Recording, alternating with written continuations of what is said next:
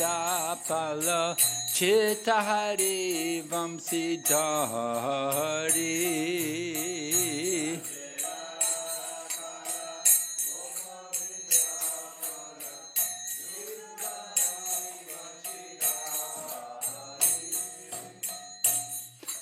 Yogindra Bandhana Shri Nandanandana Brajajana Yogindra Bandhana Shri Nandanandana Brajajana Bhayahari Navina Radha Rupa Manohara Mohanabam Sivihari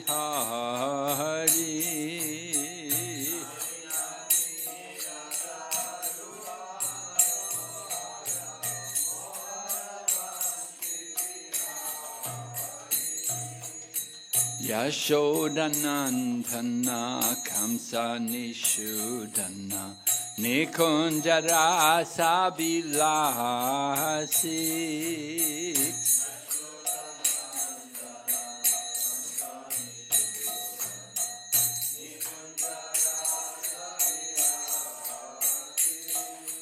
Kadamba Kanana Rasa Parayana Vrinda Vipina Nivasi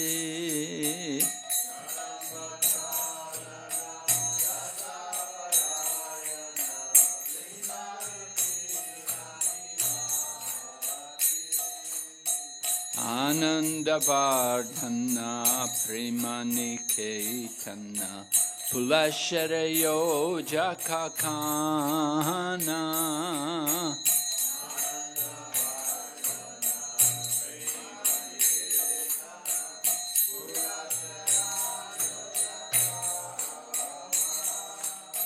Gopangana Gana Chitta Vinodana Samasta Guna Gana Dhamma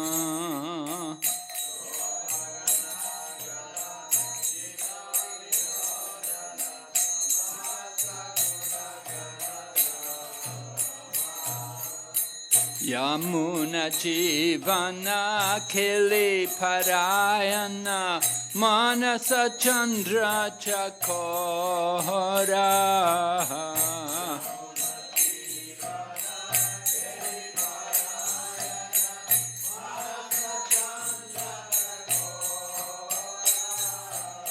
Namashudaras Goa Krishna Yash Rako Vachana Mana Mohora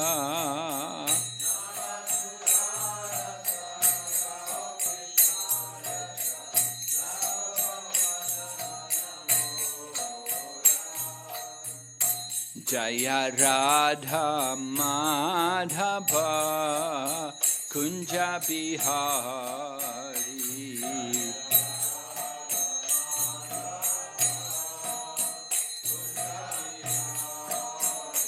Jaya Radha Madhava Kunja Bihari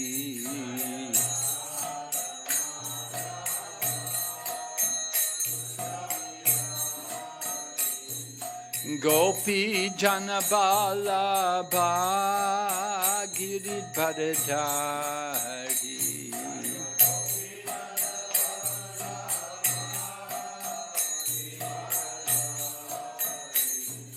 Gopi Janabala Girid Bharadari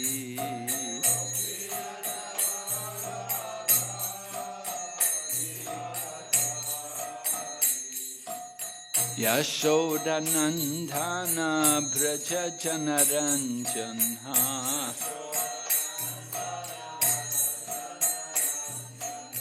Yashodanandana Braja Janaranjana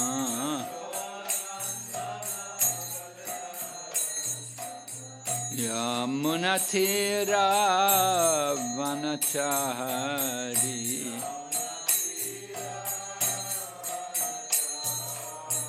Yamunatira vanachari.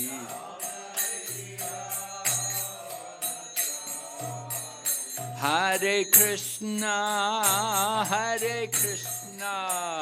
Krishna Krishna, Hare Hare, Hare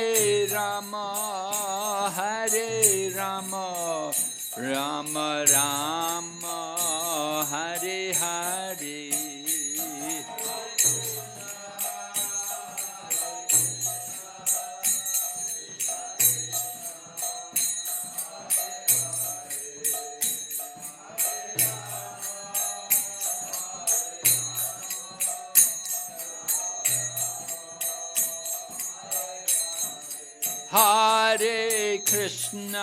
Hare Krishna, Krishna Krishna, Hare Hare, Hare Rama,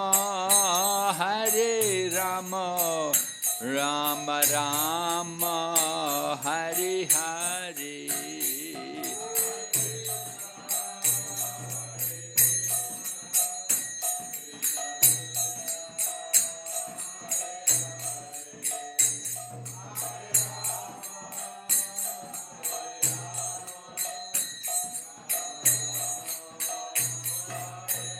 Nitai Gaur Hari Bo, Hari Bo, Hari Bo, Nitai Gaur Hari Bo.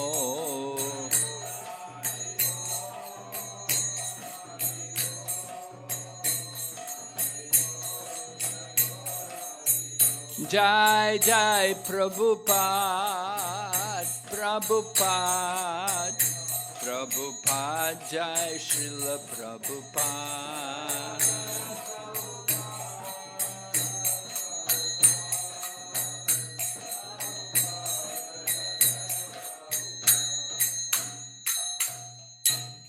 Gaur Premanande. Om Namo Bhagavate Vasudevaya.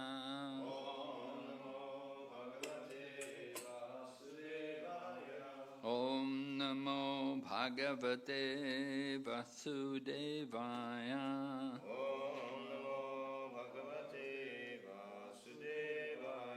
Om Namo Bhagavate Vasudevaya.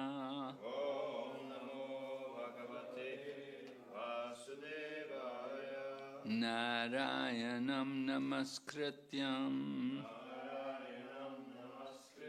Naram Chaiva Narottamam Daivim Sarasatim Vyasam Tato Jayamudirayat Nasta Prayeshu Vabhadreshu Nityam Bhagavata Sevaya Bhagavati Utamashloke Bhaktir Bhavati Naishtaki. We're going through Srimad Bhagavatam and we're on canto number 5, today chapter 18, text number 3.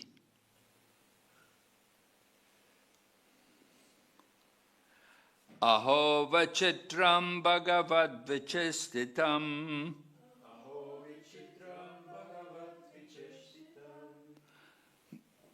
Gyantam janoyam hi mishanna pashyati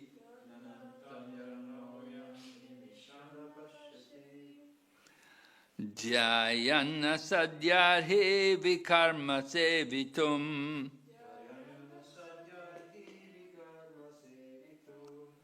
Nihritya putram pitaram jivisati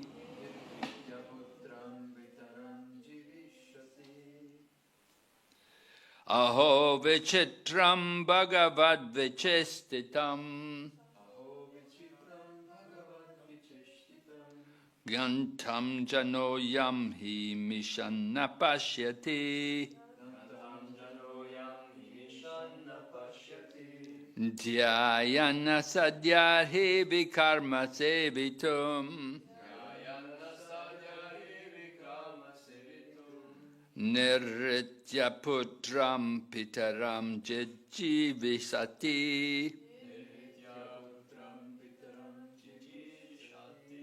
Aho vichitram bhagavad vichistitam. Yantam janoyam hi mishanna pashyati. Dhyayana sadyarhi vikarma sevitum. Nirritya putram pitaram jijjivisati.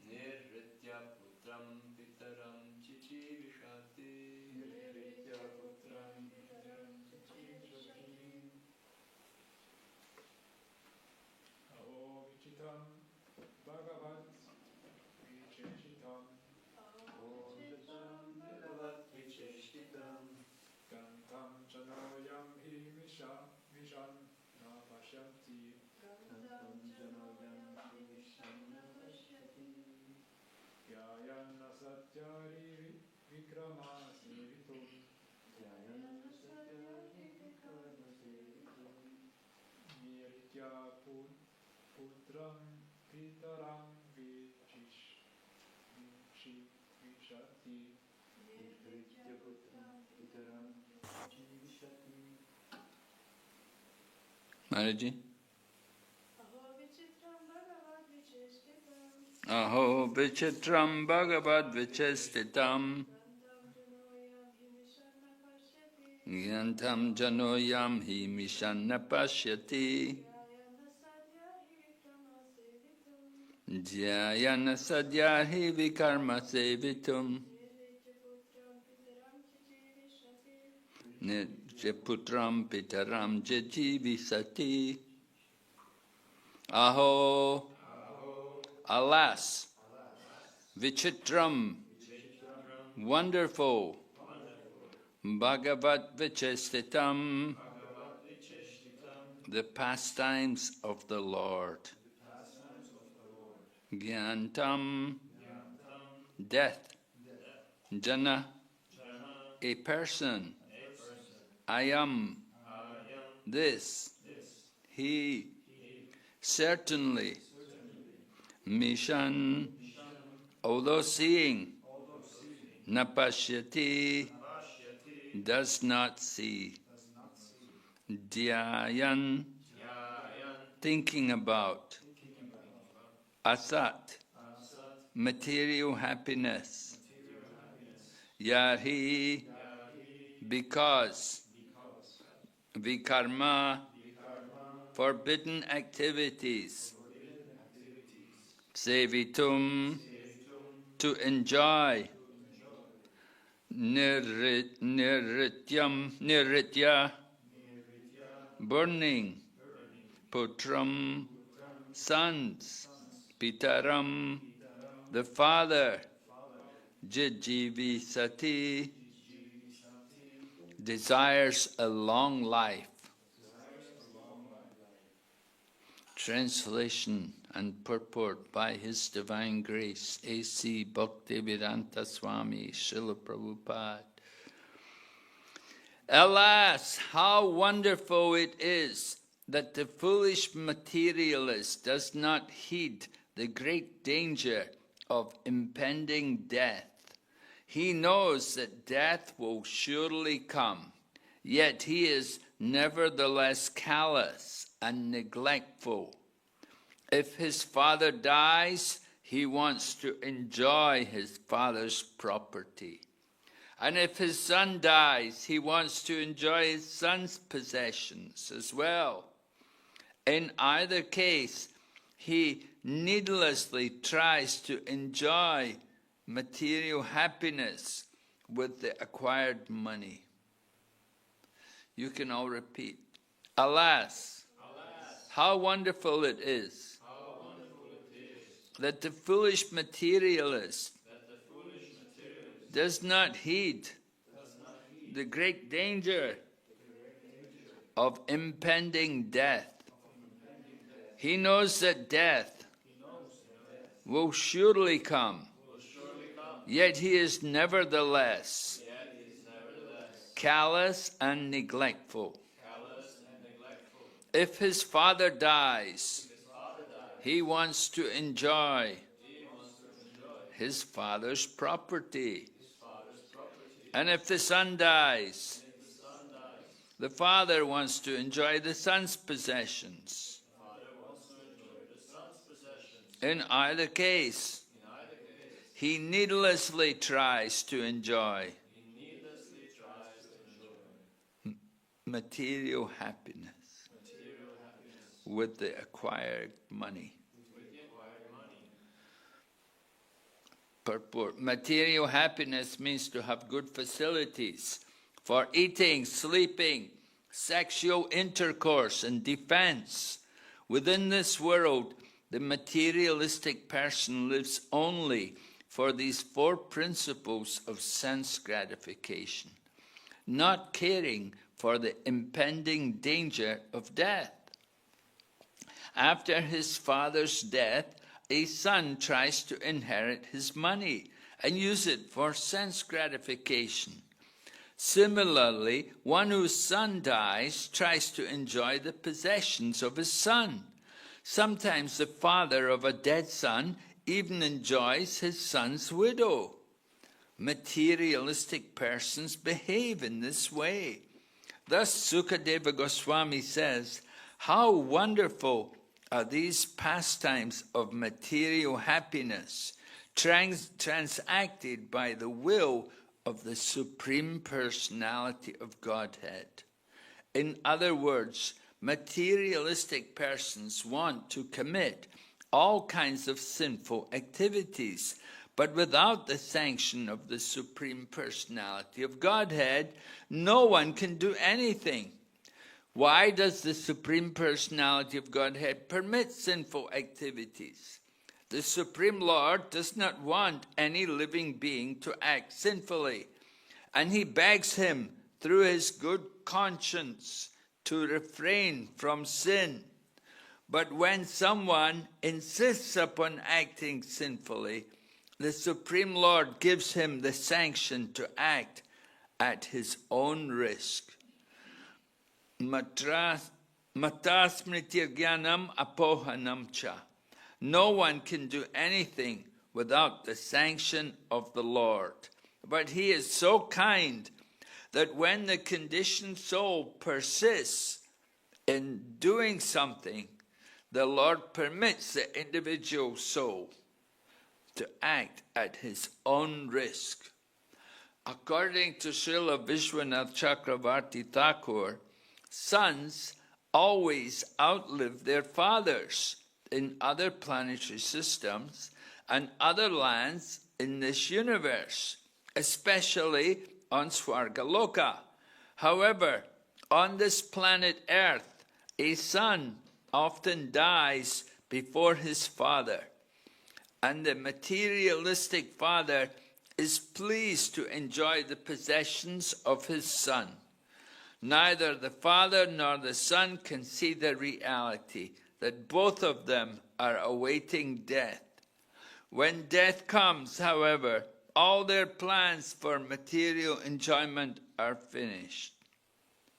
Om Jnana Timirandasya Gananjana Shalakaya Chaksurunmilitanyanam Tasmai Shri Gurave Namah Shri Chaitanya Manobhistam Stapitam Yena Bhutale Swayam Rupa Kadamayam Dadati Swapadantikam Bandeham Shri Guru Shri Yatapada Kamalam Shri Gurun Vaishnavamscha Shri Rupam Sakrajatam Sahagana Raghunathan Vitam Tam Sajevam Sadvaitam Savadutam Parijana Saitam Krishna Chaitanya Devam Shri Radha Krishna Padan Sahagana Lalita Shri Vishakanitamscha Hey Krishna Karana Sindhu Dhinabandhu Jagatpate Gopesha Gopika Kanta Radha Kanta Namastate Tapta Kanchana Gaurange Radhe Vrindavaneshwari Vrishabhanusate Devi Pranamami Hari Priye Vanchakalpatarubhyastya Kripa Sindhu Bhayevacha Patitanam Pavanebhyo Vaishnavibhyo Namam Vishnu Padaya Krishna Pistaya Bhutale Srimati Bhakti Vedanta Swaminiti Namane Namaste Saraswati Devi Ghoravani Pracharine Nirvisesha Shunyavadi Paschatya Desatarine Jai Shri Krishna Chaitanya Prabhu Nityananda Shri Advaita Gadadhar Srivasa De Gaur Bhaktavinda Hare Krishna Krishna Krishna Hare Hare Hare Rama Rama Rama. So we're on this chapter number 18 and the title is The Prayers Offered to the Lord by the residents of Jambudweep. So we heard how Jambudweep was divided into different varshas, right? 9 varshas. In the center, Ilavrita Varsha, and Lord Shiva is residing there. He's the predominating deity there in Ilavrita Varsha. And we heard his prayers in the previous chapter. His worshipable deity, Lord Shiva worships Lord Sankarshan. And so that was in the previous chapter. Now we're on this chapter 18. It's describing the different varshas, beginning with Bhadrashva Varsha. Bhadrashva Varsha. And the personality there, the ruler there, is Bhadrashrava. Bhadrashrava. He is the son of Dharmaraj, meaning Yamaraj, right? Dharmaraj. So he's one of the sons of Yamaraj, and he's the ruler in this Bhadrashva Varsha, and his name is Bhadrashrava. So they're offering their prayer to the Lord, and we read the prayer, how he's describing how foolish materialistic people are, that they're blind to the nature of material existence. They completely forget that material existence is ending with death. It's inevitable for everyone. With every body we accept, we end up with death. There's no escape, right? Prabhupada quoted the English saying, as sure as death. It's one thing we're sure about. Other things we're not very sure about. We're not very sure how the weather will be. Is it going to snow today or is it going to rain today? We're not very sure. Is it going to be nice for Sankirtan? We can't be sure about these things. But we can be sure about one thing, as sure as death. And death is sure. We all have to die one day. There's no escape. sometimes people would say, oh, the death rate is reducing. Prabhupada said, no, death rate is the same as always been, 100%. Everyone who takes birth has to die. Jatasya hi dhruvam mrityu, dhruvam janma mritasya cha. For one who has taken birth, death is certain. And the same way for one who is dead, they will take birth again. We have to understand, death means the change of the body. The soul never dies. Death is simply the change of the body. But materialistic people, they don't understand these kind of things. They just simply think about sense gratification, that their goal of life is to satisfy the senses. And here, Bhadrashrava and his people are praying to the Lord, and they're saying that they're neglectful about the situation, and they just simply think about enjoying. And if the father dies, oh good, we get the father's property. And if the son dies, then the father thinks to enjoy the son's property. And this is the way of materialistic people are.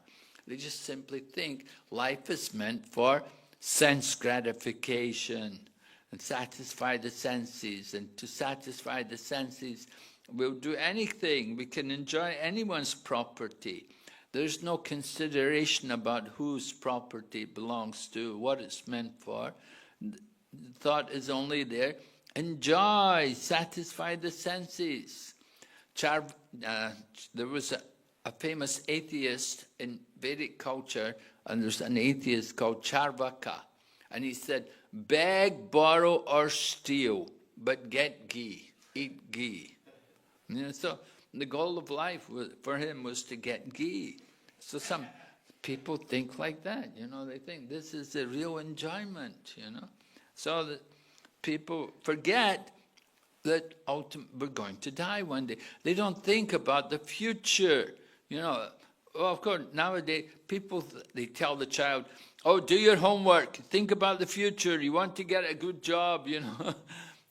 But if the child says to the parents, are you thinking about the future? Mom, Dad, are you thinking about the future? You know, you're going to die one day, are you thinking about it? You know? No, they don't think about it. They just think, we'll live forever. Prabhupada went to Russia in 1971, and he met Professor Kotovsky. He was the head of the Asian Studies Department in the Moscow University. And Prabhupada was talking about life after death, how you take another. And the professor said, what? I said, Swamiji, no. He said, with death, everything is finished. So Prabhupada was amazed. You know, this person was supposed to be a professor of Asian studies, but he thought life is finished with death. But this is ridiculous.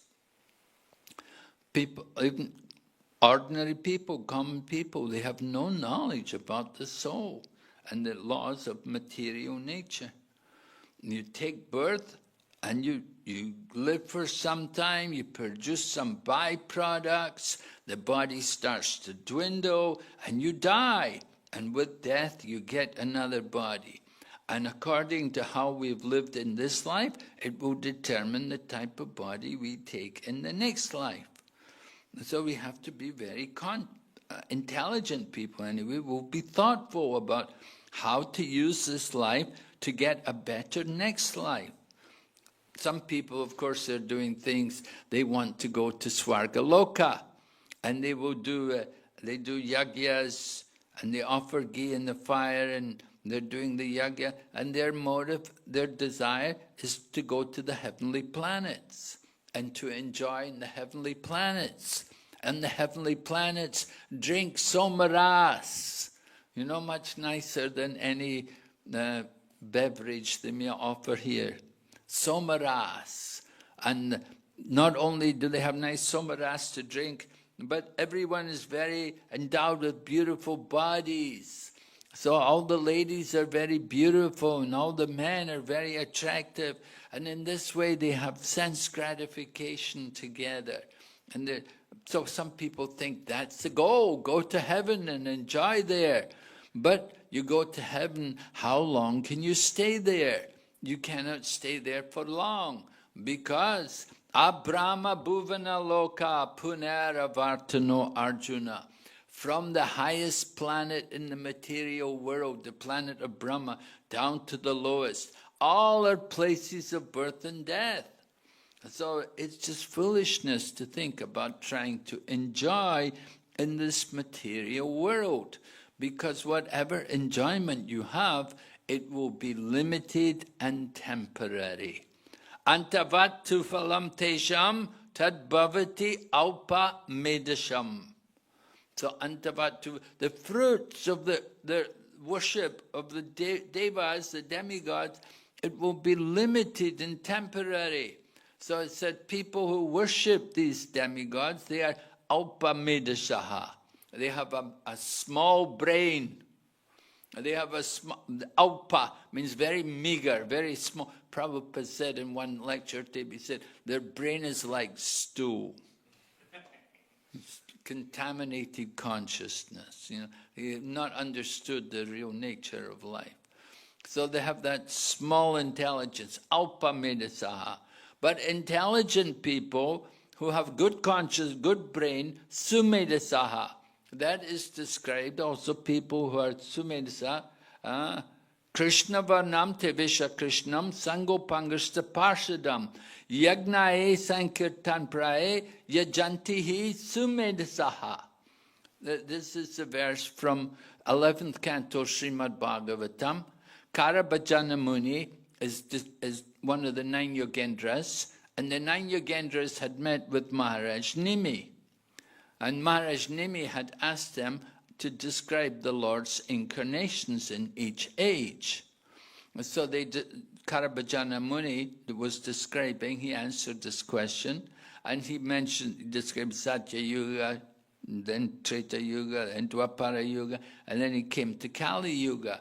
And he described how in the Kali Yuga, people would take part in the Sankirtan, Krishna Varna, Kavish Akrishnam.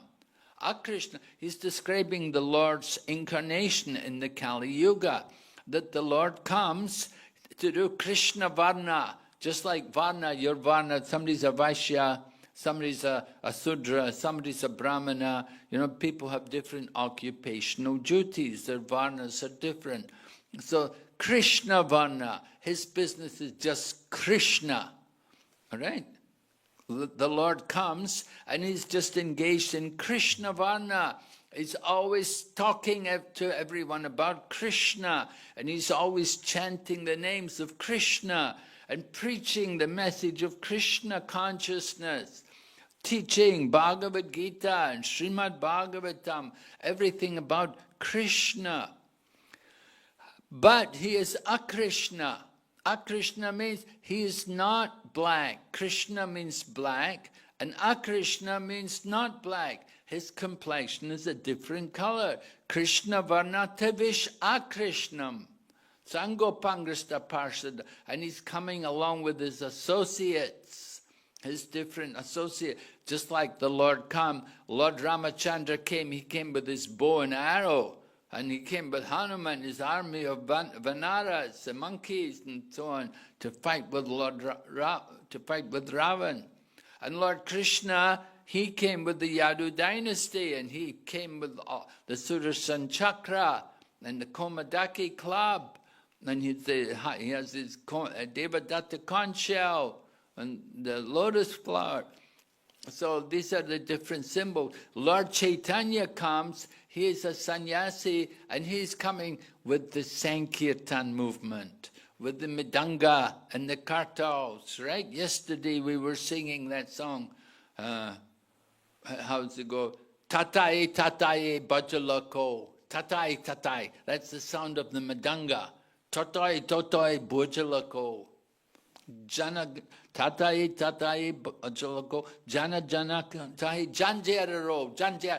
The big cartels, Jaipataka Mari, he has this big carter. They're so heavy you can hardly lift them, you know. But he's so big guy, strong, and he can, you know. So that's the Sankirtan movement. The Madanga and the Karkol and the Kartaus. This the Lord comes in the Kali Yuga to destroy the demonic nature of people with the sound of the Madanga and the Kartaus. And so Krishna Varnam Tavisha Krishnam Sango Pangusha Parsha Yagnai Sankirtan Praye Yajantihi Sumedasa. In the Kali Yuga, there's no other yagya. You cannot do any other yagya in the Kali Yuga. All these other yagyas are no good because people are not qualified. You know, Rajasuya Yagna, could you do it? Or was it Gavameda, Aswameda Yagya, or Gavalangba, sacrifice a horse, or sacrifice a cow, and bring it back to life in a rejuvenated body. Nobody can do these things in the Kali Yuga. No brahmanas, no good brahmanas, because nobody can chant the mantras properly. So, only one yagya, that is Sankirtan yagya. Clear doshan. The Sankirtan yagya is the only way, the only yagya in the Kali Yuga. And those people who have got the purified brain, Sumedha Saha, they will take part in the Sankirtan movement. Of course, common people, they cannot understand it. They think, oh, these Hare Krishnas, they're out there begging. Just like they thought the same about Haridas. They thought the same about Kolaveka Sridhar. They thought Kolaveka Sridhar, oh, he's chanting all night because he's so hungry. They thought that was why he chants all night. They could not understand the nature of his love for Krishna. So, the same way people see devotees when we go on Sankirtan, not everybody can understand that we're doing some yagya. We're actually engaged in a sacrifice for the pleasure of the Lord. Yagna Vai Vishnu. This is Sankirtan. People think, oh, it's weird. You know, they'll come in the temple and they'll have the Kirtan Mela. You ask them to go out and Sankirtan. Oh, no. Somebody may see me. Sometimes like that. Some people are afraid to go out in public and to chant the holy name. Anyway, we try to encourage people to chant the holy name, take part in the Sankirtan movement. Lord Chaitanya personally inaugurated the Sankirtan movement. He brought the holy name out of the temples. Before Lord Chaitanya, there was the chanting of the holy name, but it was only done by brahmanas. It was done in the temples. But Lord Chaitanya brought the chanting out of the temple and got everybody to chant. Well, it didn't matter what caste or creed. Let everyone take part in the chanting of the holy names. So this Sankirtan, this is the Yuga Dharma. And the importance of Krishna Kirtan is mentioned again later in the Srimad Bhagavatam in the 12th canto. Sukadeva Goswami is coming to the conclusion of the Bhagavatam, and he states, Kaler dosha nidhi rajan asti he eko mahadguna kirtana deva krishna shya mukta sangha parambrajat. He said, this age of Kali is full of doshas, full of faults, right? We're hearing about the faults. These people are very attached to sense gratification. They want to get others' property for their sense gratification. And so that's a fault, it's a dosha. Have you got any doshas in your astrological chart? Did you check your astrological chart? Have you seen any doshas there? Usually we all have some doshas there, you know. Some dosha. So, kalir dosha. Just like Arjuna says in the second chapter of the Bhagavad Gita, he says, how does that verse go again? You know that verse? Karpanya dosho pahata swabhava prichami tvam dharma right? Karpanya dosha. Karpanya dosha pahata. What was Arjuna's fault? Miserly weakness. Miserly weakness. This one devotee girl, she was going to get married to this man. Her sister said, "Oh, don't marry that man, he's a miser." He's a miser. Karpanya, miserly person, miserly weakness. And Prabhupada talks about how people are all miserly because they don't use the human life for the real purpose. They think the life is just for eating and sleeping and mating and defending. They don't use the life for self-realization. So that is miserly, to just use the body for your own sense gratification. That is foolish. That is a fault. Arjuna understood his weakness. What was Arjuna's weakness? Attachment. Attachment to the family members. The family members, his relatives, his guru, his grandfather. He was attached to them. He didn't want to fight them. So this was his miserly weakness. But he was intelligent enough to surrender to Krishna and take instruction from Krishna. Shishyasteham sadi mam tvam prapanam. Arjuna says to Krishna, I'm bewildered. Karpanya dosho pahata swabhava prichami tvam dharma swamuda cheta dharma. He was bewildered about the religious principles, about what he should be doing. He was confused about his duty. But he is intelligent enough to surrender to Krishna. And he asked Krishna, he said, now I am your disciple and a soul surrendered. Please instruct me. So we have to understand our situation, how we are like that, how we are all bewildered, we're confused about the real purpose of life. And we have to get guidance from the spiritual teachers and from the sadhus and the shastra, right? Sadhu, shastra and guru, they're all there to help us to understand the real business in life, the real goal of life. Jai Jagannath Baladev Subhadra Gaurnitai Ki Jai. We're all bewildered about these things. So we have to get guidance. It's very important. Just like Arjuna asking Krishna, I am your shiksha. Give me some shiksha, give me some instruction, what I need to do. So this is a problem. We get attached to material enjoyment. When we just think about our own comfort. We want to be comfortable. People come to this country, some people come for the winter holidays, skiing. They like to go skiing, right? On the mountains there, in the slopes, enjoy the snow, ski. They get some enjoyment from this thing. They even built an artificial skiing slope in Dubai. They put up this building and they've got an artificial skiing slope in there.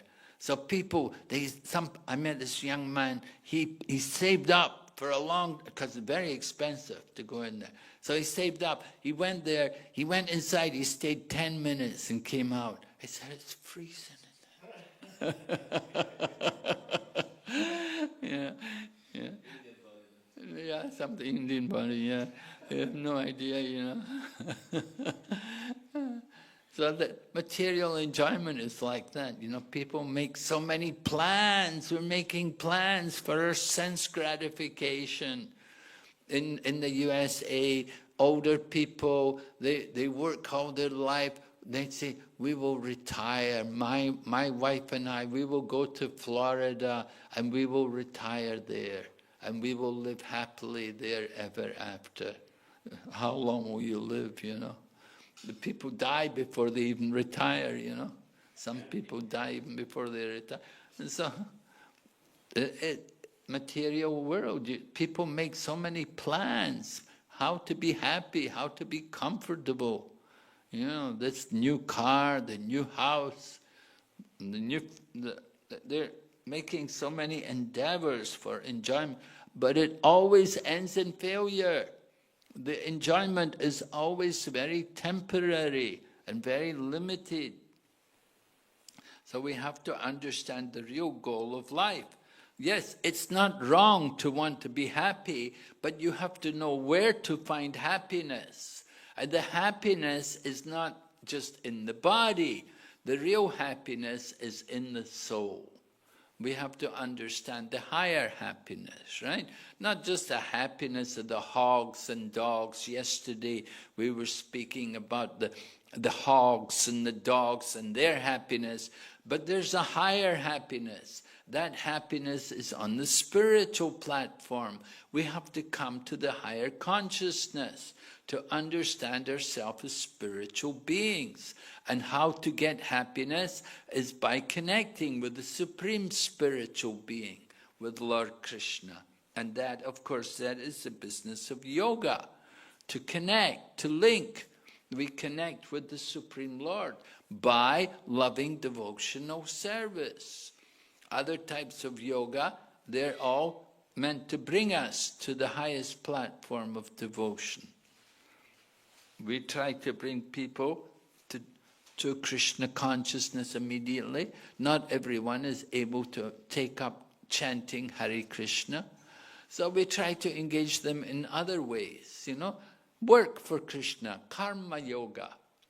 Work for Krishna. Krishna said, karmani eva dikaraste mapali. Krishna said, you have a right to do your work. Yeah, you have a right to do your work. Karmani eva dikaraste mapalishu kajachana. You have a right to work, but the fruit is meant for Krishna, meant to use it for Krishna's service. Na karma pala hetur bhu mate sangosva karmani. Never be attached to the results of your, never consider yourself to be the cause of the results, and never be attached to not doing your duty. Lord Krishna is describing many different yogas in the Bhagavad Gita, and they're all connected to each other. So in the 12th chapter, he said, if you cannot do this, then do that. Right? The 12th chapter, he speaks about the highest yogi. You engage, thinking of Krishna at every moment. You cannot do that? Well, it's very difficult. Who can do that? To think of Krishna. Then practice the principles of bhakti yoga. And in this way you develop a desire to come to, and you cannot practice bhakti yoga. Prabhupada explains what is bhakti yoga. Bhakti yoga is rising early in the morning, coming to the temple, or worshipping the deity, and then studying, chanting japa, studying scriptures. Not many people can do it. We see people, there are people, they like to do some devotion, but they can't do it every day. They feel, well, it's just not them. They're not ready for it yet. You know, they still have a lot of material desires, trying to get rid of their material desires. So they can do karma yoga. And karma yoga means working for Krishna. All that you do, all that you eat and offer and give, actions, by actions we can come to bhakti yoga. Some people are jnanis, not too many are jnanis, but some people are jnanis. They can study the knowledge, and by knowledge they can come to Krishna. And some people like to do meditation. By meditation, if they're properly meditating, properly guided, they can also come to Krishna. So there's a yoga ladder connecting everyone. And at the top of the yoga ladder, yoginam api sarvesham madgaten antaratmanam. At the top of the yoga ladder is bhakti yoga. So we want to bring people to bhakti.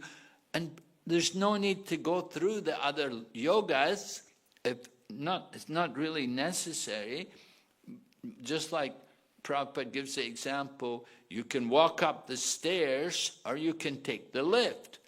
Now if your friend lives on the 20th floor, you don't want to walk up the stairs. You would take the lift. In the same way we take the lift. We go straight to bhakti, take up bhakti yoga and start hearing and chanting.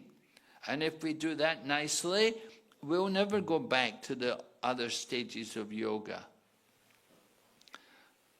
So Prabhupada's explaining here about material life. Prabhupada's purport describing about people how much they want to enjoy. He raises the question. He said, why does Krishna permit sinful activities? Of course, that was answered also in the Bhagavad Gita in the 3rd chapter. Arjuna asked Krishna, why does one engage in sinful activities, even unwilling, as if engaged by force? And here Prabhupada gives it a little different answer, but the same way, the same conclusion.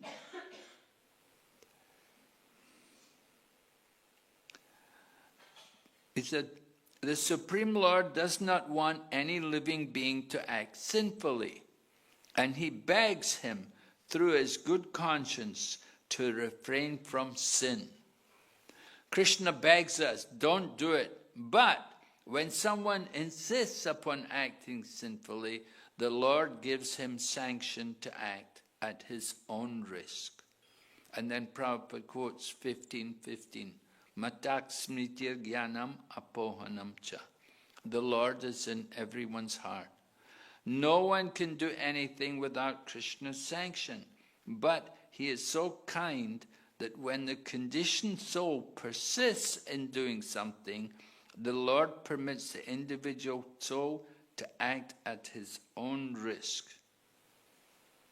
This is just like the father telling the son, don't smoke. Don't smoke. You'll waste your money. You'll waste your money. You get disease. It's dirty. You know. But the son thinks, I want to smoke. So eventually the son, on his own, goes out from the house and he starts smoking.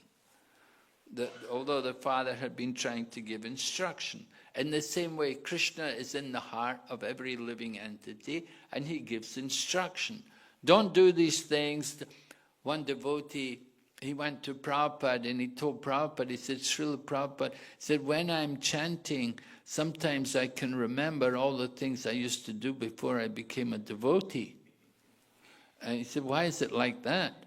And Prabhupada said, Krishna is telling you, if you ever give up being a devotee, you will go back to that life. And so that's one way, we hope that people will be convinced, oh, I don't want to go back to that life again, you know. We tasted the bitter nature of the material world. But if we're not careful, you have to go through that kind of life again. So, Prabhupada says, neither the father nor the son could see the reality. The father is thinking he wants to enjoy. The son also thinks he wants to enjoy. They're both, but they don't see that death is also waiting for them. Make plans, but their plans are all crushed in the course of time. People want to live a little longer. They have these things to keep people alive, right? They put them in the ICU. The intensive care unit, intensive care in hospitals, you know. When people are really critical, they put them in these things called ICU, intensive care unit. It costs a fortune. They spend a lot of money. In India, it's like 1 lakh a day. 1 lakh means 100,000 rupees. That's like more than $1,000 a day, each day. So, you know, but people are willing to spend this money. Oh no, you have to keep my mother alive, you know. Mother's 80-something years old, you know, and oh no, don't let my mother die, you know. But we're all going to die one day. But people, they're willing to spend money to do these things, to keep them alive. And people become, sometimes they're vegetables, you know, they have a stroke and the brain stops and they just become vegetable. Oh no, don't let them die, you know. And they pay so much money to try to keep the family members alive, even though they cannot speak, they cannot do anything.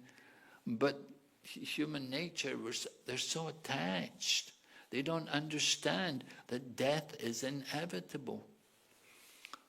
Hospital bills, you know, it's a huge business all over the world. The hospitals, and wherever you go, every city in the world, they've got so many big hospitals, and so many people are studying medicine as well to be doctors. Are they able to save anyone from death? Everyone's going to die in course of time. We all have our karma.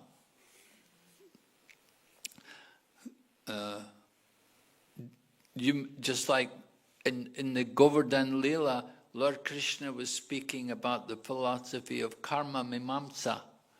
Karma mimamsa philosophy is taught by Jaimini. A karma mimamsa philosophy is actually atheism with a bit of meditation and a belief in reincarnation. Anyway, Prabhupada writes there about how, because karma mimamsa, the idea, Lord Krishna said, we just have to do the work and we will get the results. Lord Krishna was preaching like this to Nanda Maharaj because he doesn't want Nanda Maharaj to do the Indra Yagya. And he's telling his father, he said, Nanda Baba, he said, Father, you don't need to, we just need to do our work and we will get everything. But Prabhupada said, you know, this is karma mimamsa philosophy. You just work and you should get the results. But Prabhupada says it's not true. Just like you may go to the best doctor and you get the best medicine, does it mean you'll get cured? No. You may go to the best doctor and you got the best treatment, but still the patient can die. You know, it's still... I was in India, I was doing life membership work, and I had to go to see different businessmen. This one big businessman, he went to America. It was 1970, 50 years ago. So he went to America to do this heart bypass operation on the heart, you know, the bypass. They get high blood pressure and they do the bypass. So he went there to America. He went to the best hospital in America. It was in Dallas, I think, or Houston, somewhere in Texas. And he went there and he got the surgery and he died. You know, he died. They spent so much money, but he died. You know, so even you have the best doctors and everything, you know, doesn't mean you're going to get cured.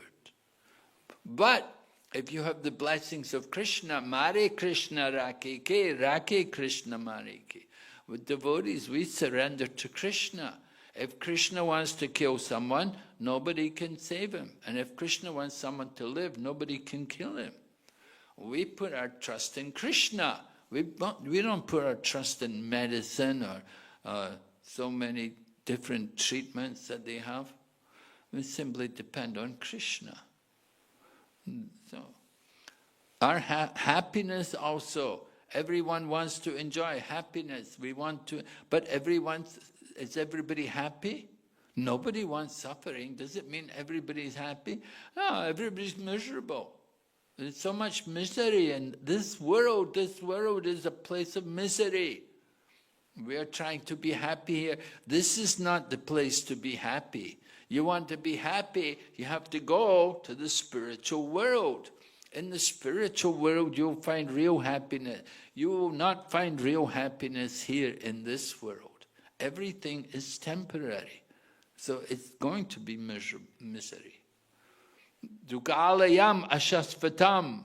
Right? The nature of the material world. Dukkhalaya. It's not sukhalaya. It's dukkhalaya. Dukkhalaya. It's all misery, all suffering. This whole body, material body, is just made to give us pain and suffering. You get one infection in your little finger. Oh, it's so much trouble. Could you ever get enjoyment in that finger? Can that finger enjoy? How can you enjoy one finger? How can you enjoy your toe? Your toe can give you a lot of pain, but can it give you any pleasure? It can just give you suffering. This body is just made to make us miserable. The real goal of life is to understand the soul, and we can experience the real happiness in the soul. Okay, any question?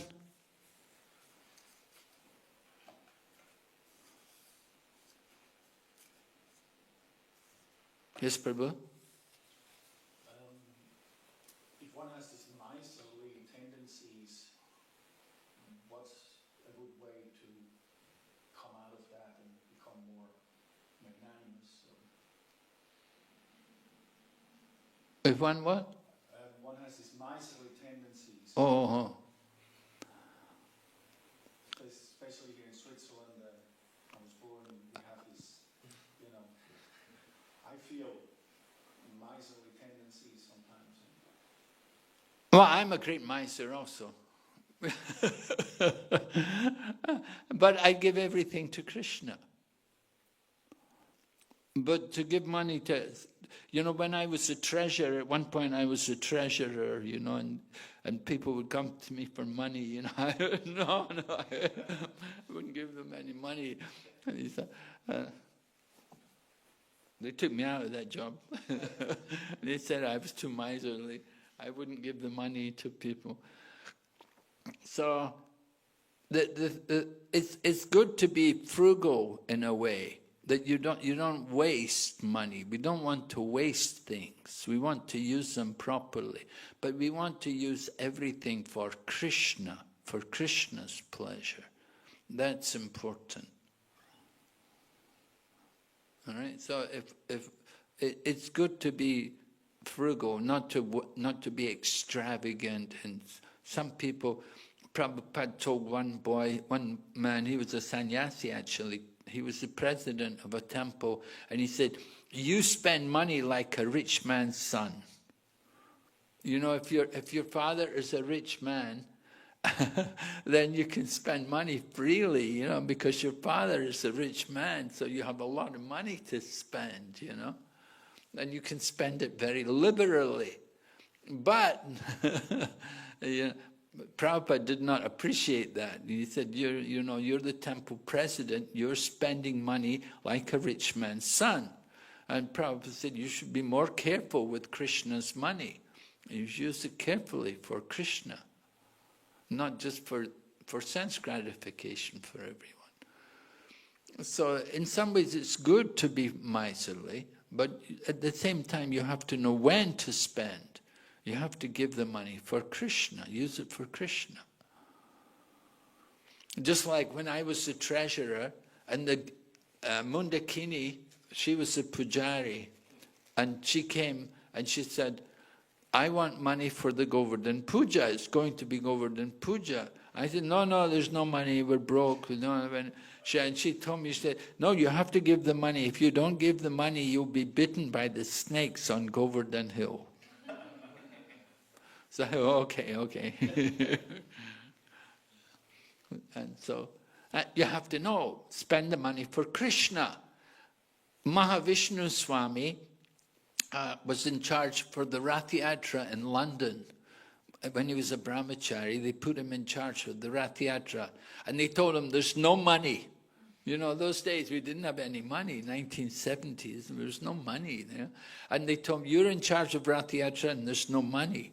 And he said, "Oh, great, I'm supposed to do a Rath Yatra, there's no money, how do I do it?"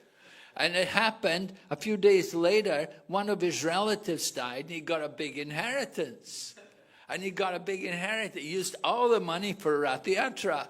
Because he said, "I'm not giving any money to the temple, I'm just using it all for Rath Yatra."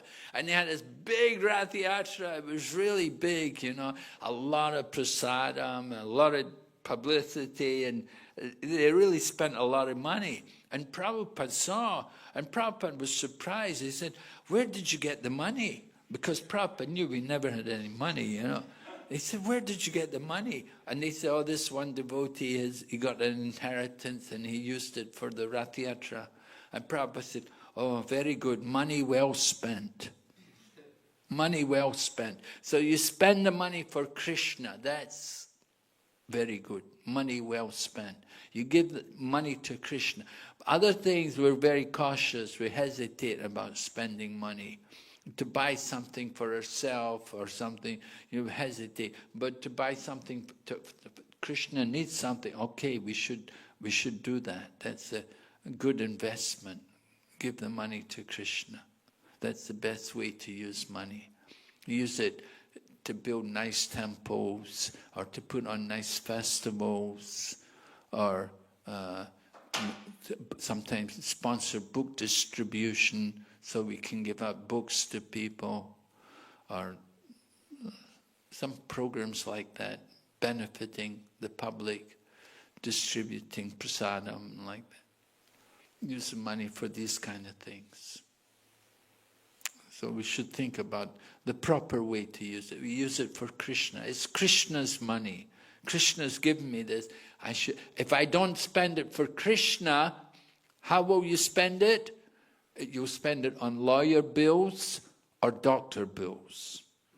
So better to, instead of giving the money to lawyers and doctors, better you give the money to Krishna. So you should think like that. And then we won't be miserly. Okay? Any other question? Just one point on inspiring devotees for Sankirtan and also for book distribution. What is your tips? Because I've been trying, and sometimes it feels like, you don't want to make devotees feel guilty. Mm-hmm. At the same time, it's like, you feel sometimes, why don't they understand? Well, we have to also understand other people's natures. Not everyone's nature, not everyone has that ability to, Of course, everybody can do some kind of Sankirtan. Once a month. Once a month, yeah. Maybe that's too less, Once we have Harinam Sankirtan every week in Hong Kong. In summer we also have, but now less. Mm-hmm. In summer you have every week? Probably in summer we have like twice a week Oh, at the lake. yeah, okay. And people come more? Yeah, then also. Winter, not so. It's also always the same devotees. There's like 1,000 devotees in Switzerland, and then we have Harinam once a month, and maybe 20 come. Well, they're not all here in Zurich. No, but so we do like this monthly Harinams in different cities, Mm. all around Switzerland for this purpose. So, but it's always the same devotees, and Mm. few. Well, we have to expect that kind of thing, that not everyone's so interested to take part in the Sankirtan.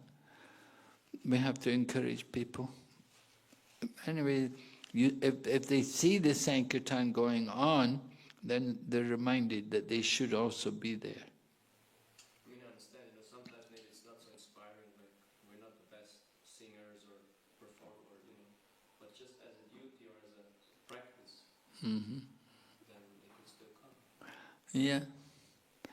Yeah, well, we have to just keep going, and gradually one day they'll want to join the Sankirtan. One day they'll come. You have to be patient. And in the beginning of our movement, that's all we did. Every day, Sankirtan. Twice a day. We go in the morning, and we come back for lunch, and go again in the afternoon. That's all we did every day. And so I was brought into the movement just on Sankirtan. And so, but that was the program. Over the years, things have changed a bit. But the main thing is to engage people in service. Not everybody can take part in the Sankirtan. Sometimes when they get more people, if some big star comes along, then they'll also want to join the Harinam. If you get some big, maybe Madhava Prabhu would come out in Harinam or something. Where's Madhava? I think it's in India right now. Is he usually staying here in Switzerland? Yeah. Did they go on Harinam? I've not seen. Huh? I've not seen. No? And then sometimes it's good to get some people like if he would go out there in Harinam. Namaruchi, did they come here? Namaruchi? Okay, so when they do Harinam, they must attract people. You get more people on Harinam when they're here. Yeah. Well, you cannot expect everyone. You have to be happy that they're doing something. Some people do backup. Backup is also needed. You got to have some people take care of the temple. You can't have everybody out all the time on Harinam. No, we have to appreciate that they're devotees and they're doing something for Krishna. And be satisfied to show the example ourselves. Yes. Lord Chaitanya was doing Harinam on his own. Sometimes he's on his own chanting. And people will come.